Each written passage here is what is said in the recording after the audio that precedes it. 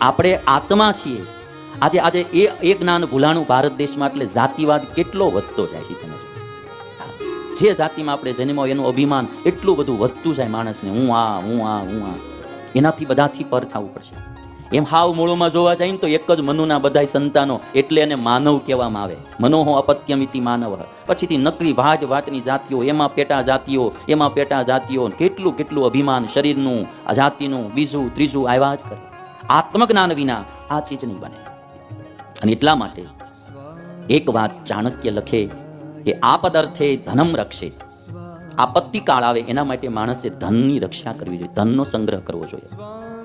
હોય એટલું બધું ધંધામ ન રોકી દેવું. મારી તમને બે હાથ જોડીને વિનંતી, વરદી ખાઈ એકીએ ને એટલું પાસે હોવું જોઈએ.